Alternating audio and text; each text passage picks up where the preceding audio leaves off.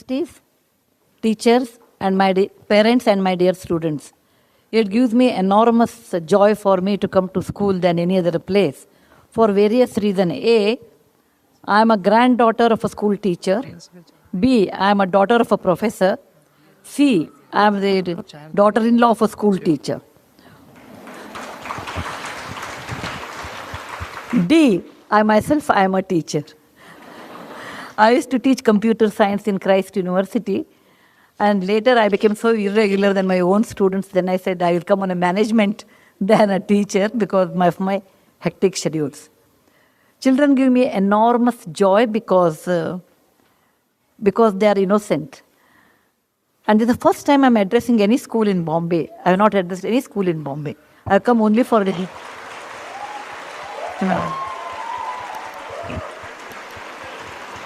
I have only come to Bombay for meetings, never to a school. So when there was an urgent meeting came down today, evening I have a 7 o'clock meeting, then I thought, why can't I come a little early? Anyway, I waste half a day in Bangalore traffic reaching airport. I rather leave at 5 in the morning, reach Bombay at 8:30 so that I can have a session with the students, and then I opted for this.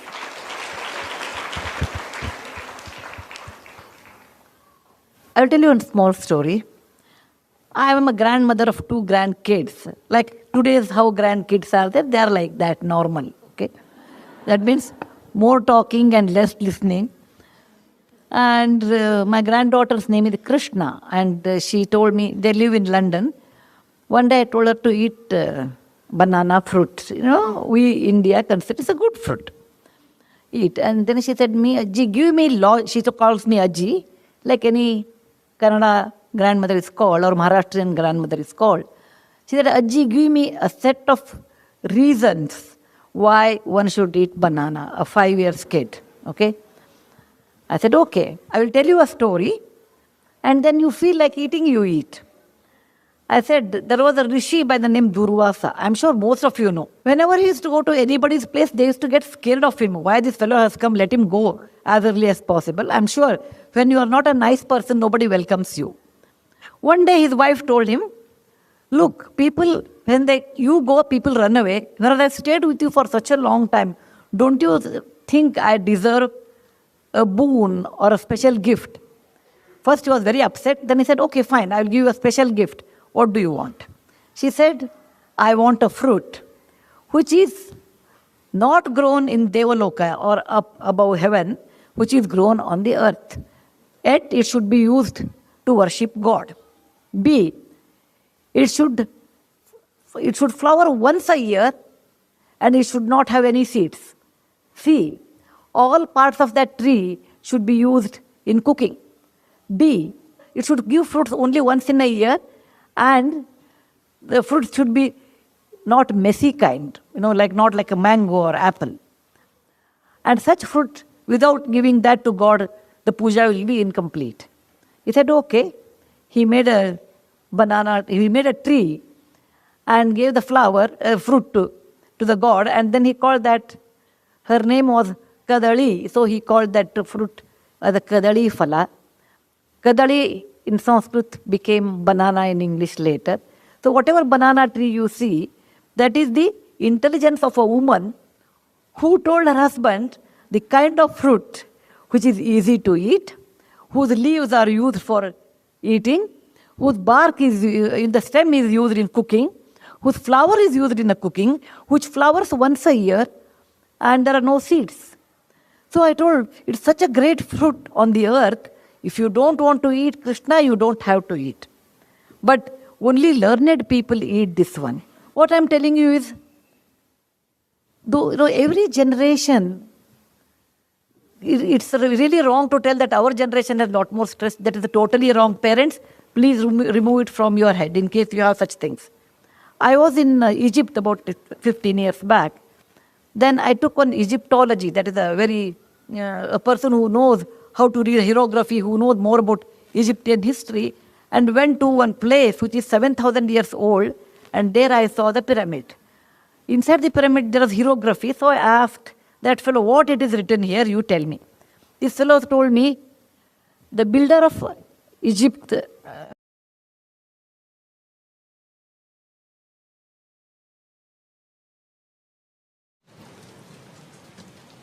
Thank you, Oslo. Thank you, Norway.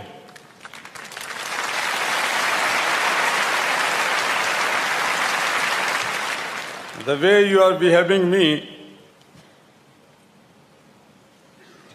I could say that I have come here to take the Peace Prize, which I have received yesterday.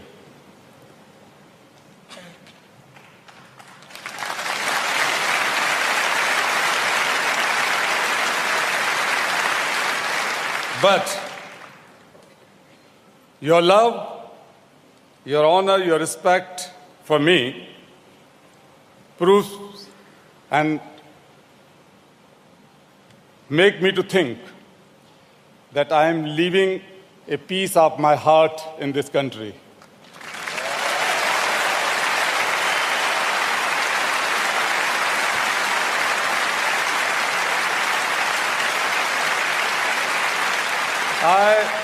Let me ask one thing. For me, I was born as a child. What about you? Were you born as a child? Everyone is born as child. And I was born free. What about you? Childhood is the best gift of God. It's divine. Freedom is the best gift of God. It is divine.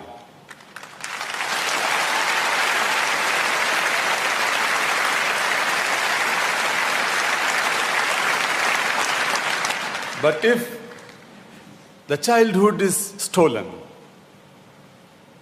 if the freedom is stolen and robbed off, it is the sin. It is the sin against divinity, is the sin against God.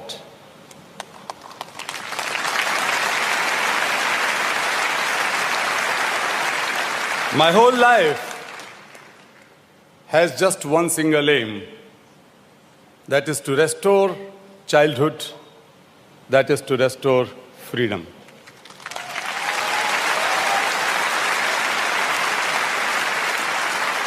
Childhood is non-negotiable, no compromise. Freedom is non-negotiable, no compromise. And I also believe that if childhood is lost in one part of the world, the childhood of the entire humanity is lost. If freedom is robbed off in one part of the world, then we cannot say that the world is free. No problem in the world can be seen and can be solved in isolation. We are so interconnected. My humble appeal to you that let us connect the world, let us unite the world, let us beginning unite the world in a different way. And that different way is to begin through the compassion for our children.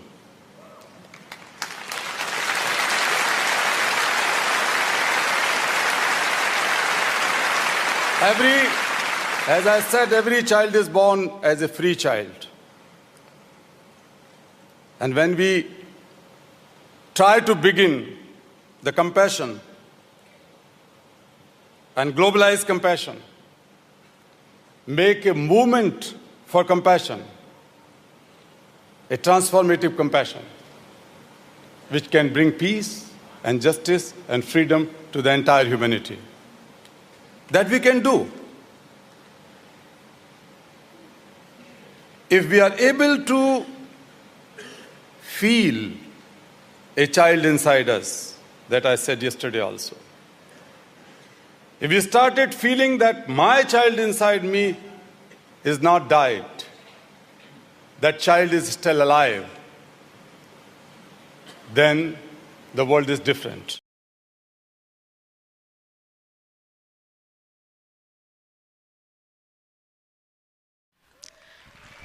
So I am here And I'm going to share the story of that woman. That is my story. The story of gratitude. I believe in the power of words. Many people speak before they think. But I know the value of words. The words can make you, break you, they can heal your soul, they can damage you forever. So I always try to use the positive words in my life wherever I go. They call it adversity, I call it opportunity. They call it weakness, I call it strength. They call me disabled, I call myself differently abled. They see my disability. They see my disability, I see my ability. There are some incidents that happen in your life, and those incidents are so strong that they change your DNA. Those incidents or accidents are so strong that they break you physically. They deform your body, but they transform your soul.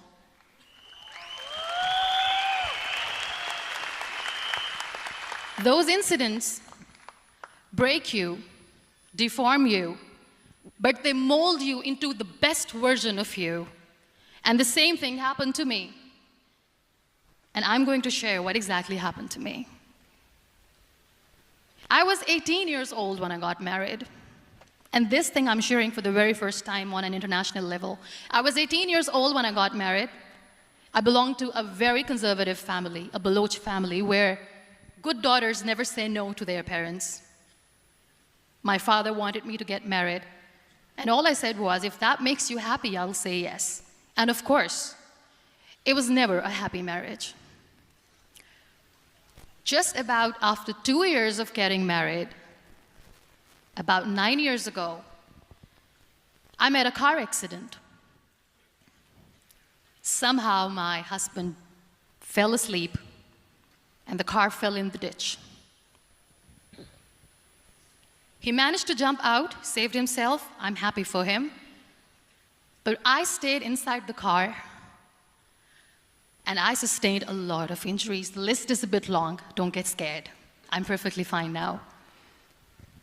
Radius ulna of my right arm were fractured. The wrist was fractured. Shoulder bone and collarbone were fractured. My whole rib cage got fractured. And because of the rib cage injury, lungs and liver were badly injured. I couldn't breathe.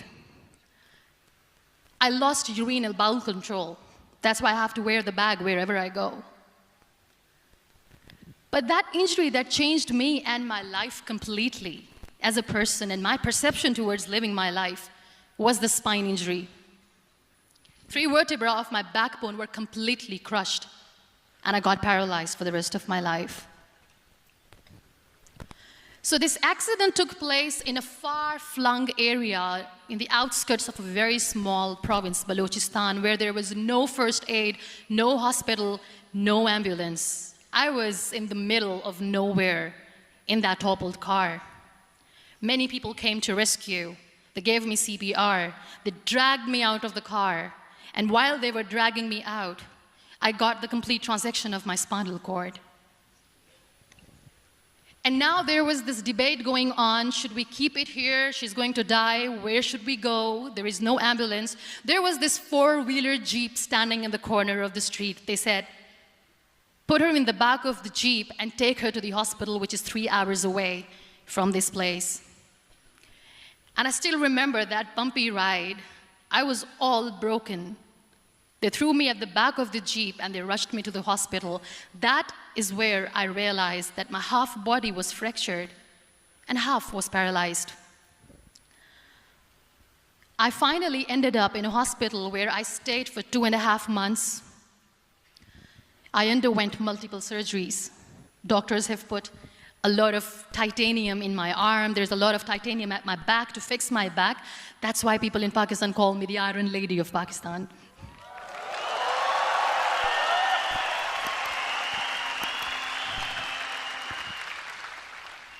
Sometimes I wonder how easy it is for me to describe all this all over again. And somebody has rightly said that when you share your story and it doesn't make you cry, that means you have healed.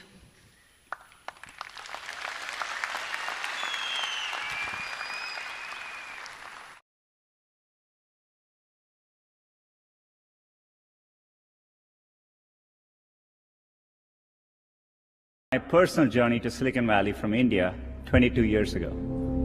Growing up in India, like many of you, I got my first telephone when I was 12. In my case, it turned out to be a rotary phone, so it wasn't that great for selfies, but I still loved to call my friends, play with it, and sometimes take it apart. That telephone cemented my fascination with technology. I remember in my parents' house in Chennai reading about the invention of the transistor at Bell Labs.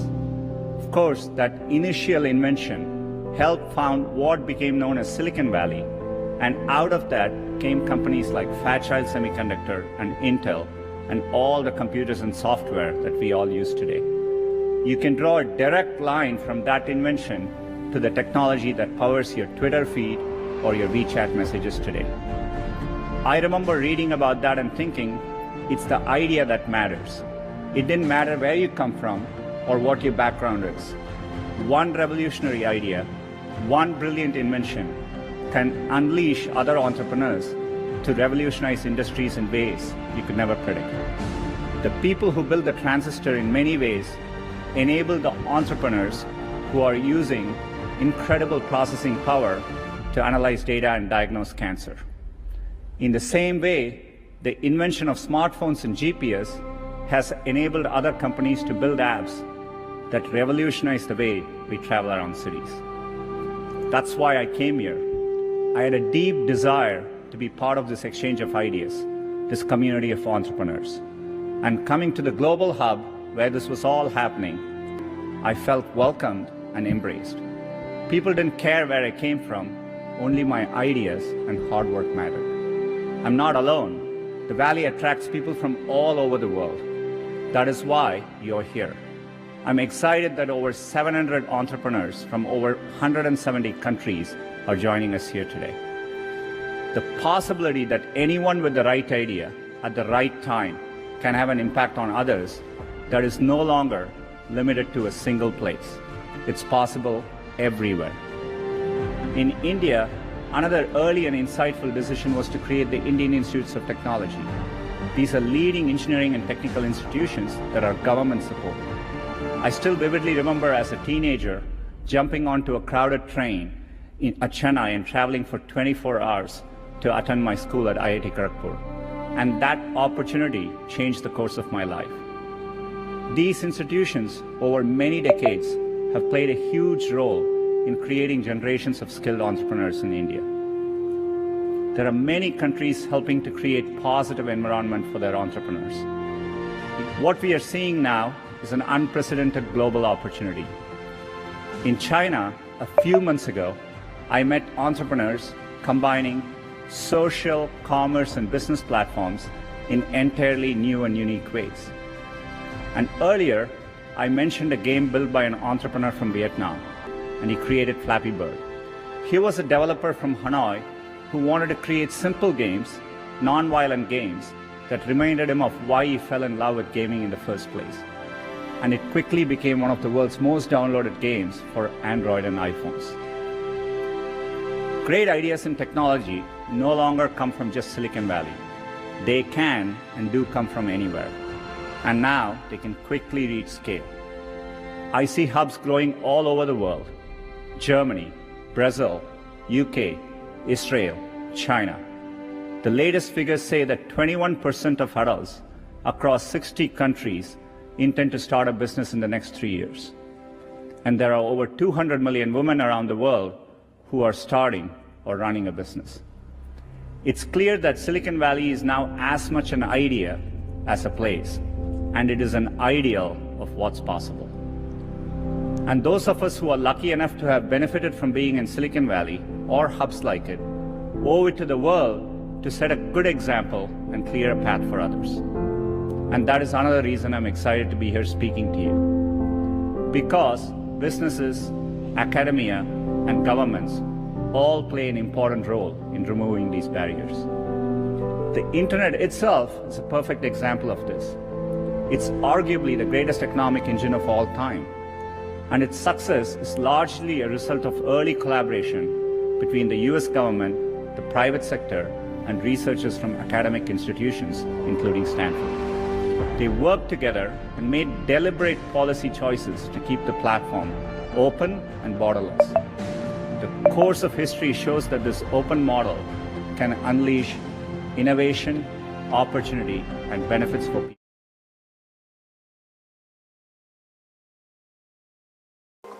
I was born on January 8, 1942, exactly 300 years after the death of Galileo. I was 20 in October 1962 when I arrived in Cambridge at DAMT, the Department of Applied Mathematics and Theoretical Physics. I had come to Cambridge to do cosmology, and cosmology I was determined to do. At that time, it became clear something was not quite right with me. The Christmas after arriving in Cambridge, I went home. It was a very cold winter and my mother persuaded me to go skating on the lake in St. Albans. I fell over and had great difficulty getting up again. I spent weeks in Bart's hospital and had many tests. They never actually told me what was wrong, but I guessed enough to know it was pretty bad, so I didn't want to ask. The doctor who diagnosed me washed his hands of me, and I never saw him again. He felt that there was nothing that could be done. At first I became depressed.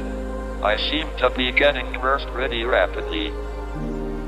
There didn't seem any point working on my PhD, because I didn't know if I would live long enough to finish it.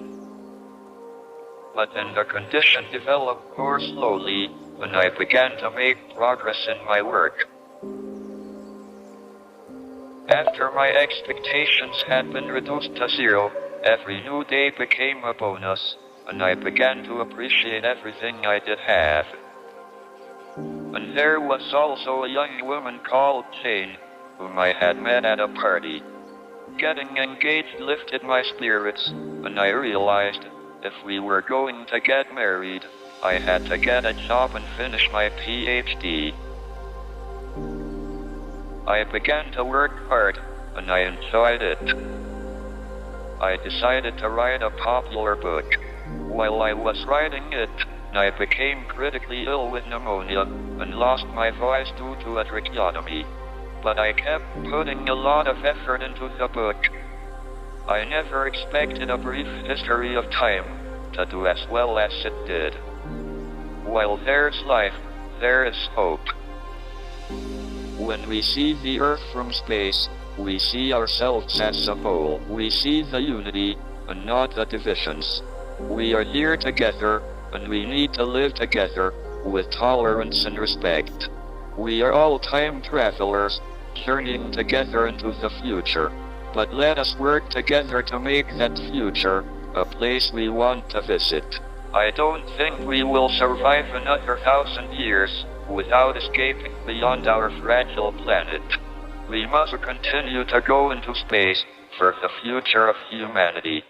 We will better understand our place in the universe. Try to make sense of what you see and wonder about what makes the universe exist. Be curious. Be brave. Be determined. And however difficult life may seem, there is always something you can do and succeed at.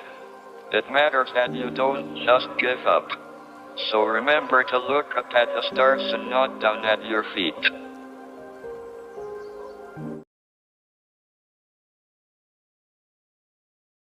For giving me the opportunity to come and speak to you. I spent some time in one of your competitors. It's an honor for me to be here. I've been asked to speak about global transition and how the world is changing.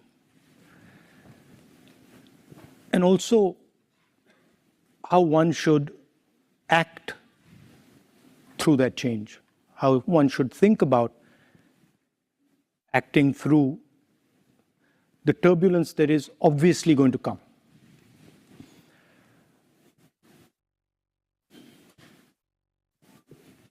I heard in the introduction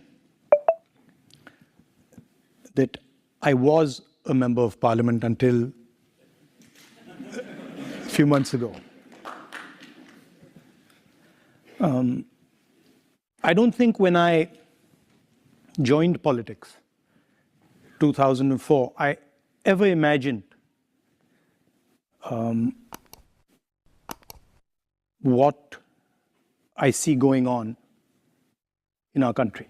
It was way outside anything that I had ever imagined. To be the first person to get a full criminal sentence on defamation, to get the maximum sentence and to be disqualified from parliament. I didn't imagine that something like this was possible. But then, I think it's actually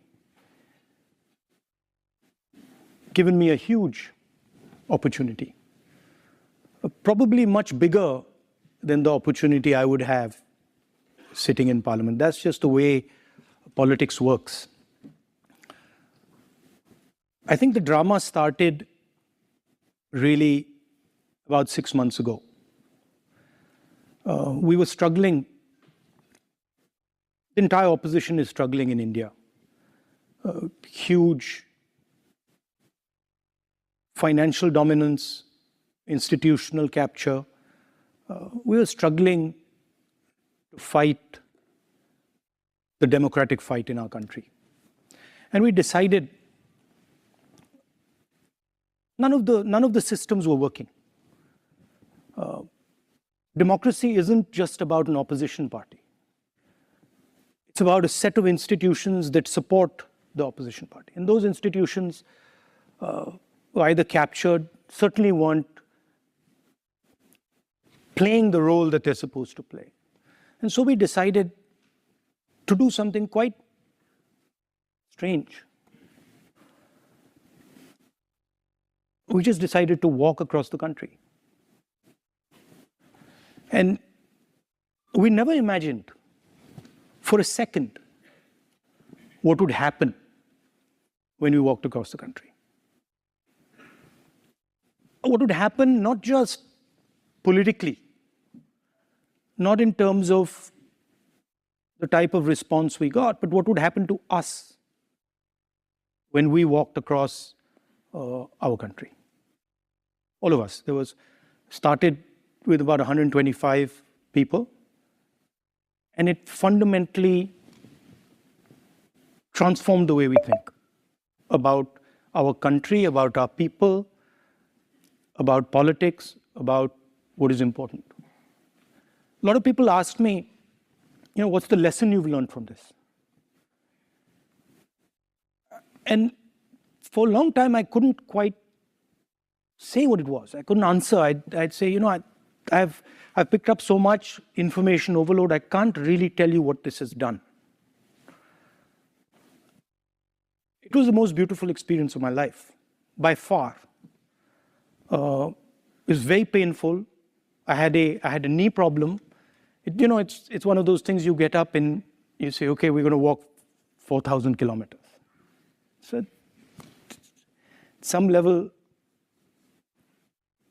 it's a crazy thing to even conceptualize. And I thought I'm reasonably fit. I thought shouldn't be too difficult. I calculated in my mind, I said, well, what's it going to be? It's going to be 25 kilometers a day. No big deal. And then I had a knee problem. And then the whole thing, the way life works, everything just transformed itself.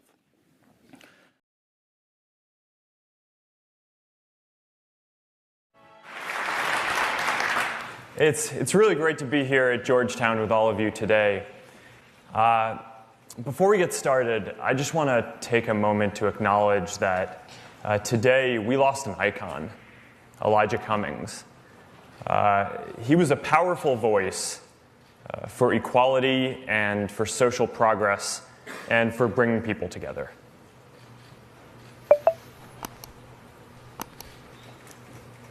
Back when I was in college, our country had just gone to war in Iraq.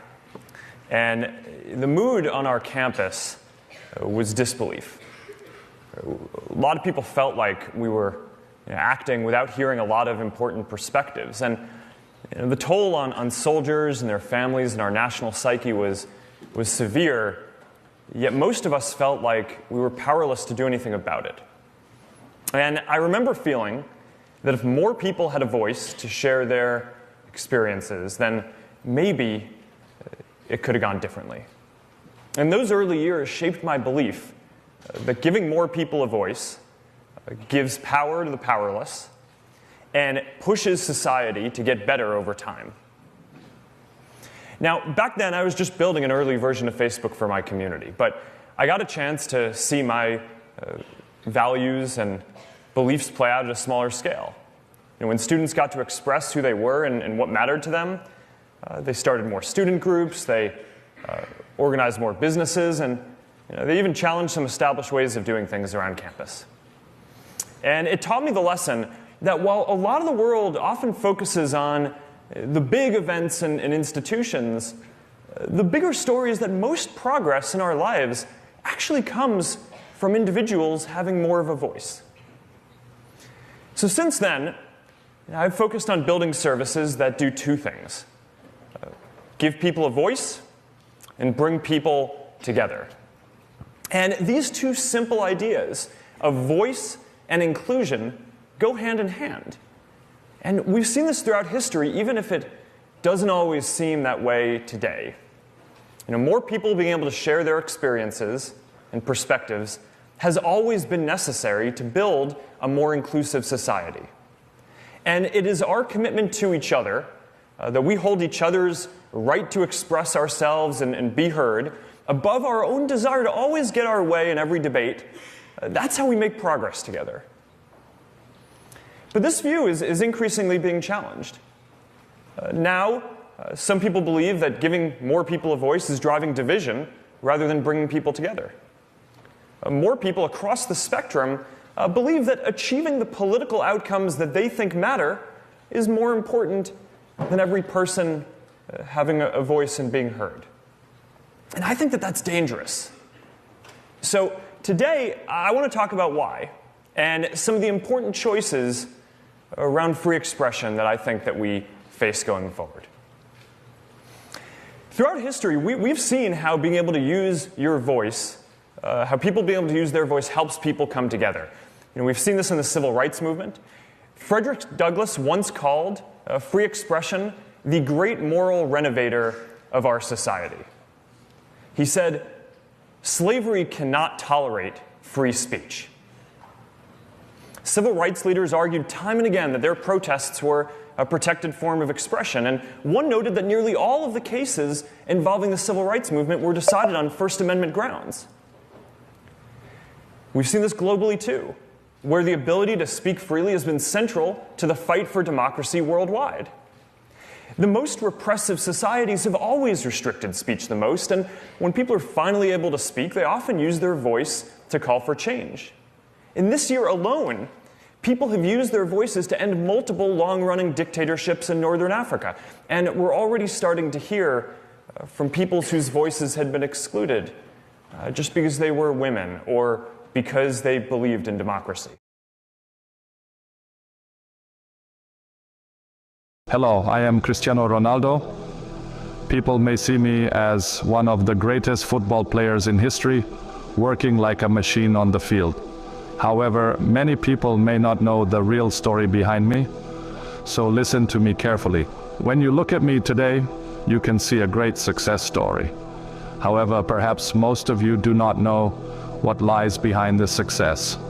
Over time, I will try to tell you what the sweat on the field, training and intense nights of work mean to me. Yes, for most of you, I'm just a football player. But for me, these years are just part of a journey full of difficulties and sacrifices. When I go out on the field, I don't just play games. I carry my dreams, hopes, and beliefs to the field. I don't just hit the ball on the field. I also touch the hopes and dreams of millions. For me, football is not just a game. It's a passion, a way of life. Behind my successes are years of perseverance, determination, sacrifice, and discipline. Even when I was tired of training alone at the gym at night, I got up and kept going. Because I know that success only comes by overcoming difficulties. You always compare me to Leo Messi. Yes, he is my rival, but my biggest rival has always been myself. Don't get me wrong, I'm not bragging. I'm just sharing what's on my mind. Because every day I try to be better than the day before. Today I'm not just competing with Messi or myself, I also defy the laws of nature. I am now 39 years old. I may not have the strength of my youth, but I fight. Who knows? Maybe my next goal could be 2026. You know what I mean?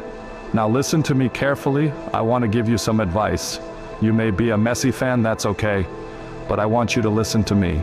You might be in school right now, maybe you're working out at the gym, or you're looking for motivation to start working out at home. Wherever you are, close your eyes and take a deep breath. This is a battlefield, and you were born to be its greatest warrior. Now is the time to shine brightly in the dark. Let go of feelings of weakness, doubt, and helplessness. It's time to be strong and victorious. The world is a place where the weak are swallowed and the strong rule. Life will challenge you with every step you take. But remember, difficulties make you stronger like unbreakable iron. Determination, courage, and perseverance are the keys to victory. Forget those who try to stop you. Never let others define you. Shape your own destiny, build your own path. Be strong, persevere, and overcome every obstacle. Nothing can shake your determination and belief in your goals. There will be people who will try to stop you on your journey. They will try to scare you and hinder you. But never give in to them, shake them off, and show your strength. You will be the master of your own destiny, not the victim of others. Step onto the battlefield every morning and hold your dreams in your hands. Continue on the path to your goal and never stop. The road to success is through patience, discipline, and determination. Strive to improve yourself and reach your full potential every day. Don't care about other people's criticism. Don't pay attention to what they say and listen to your inner voice. If you want to take revenge on those who criticize you, first be successful and then laugh at them wholeheartedly.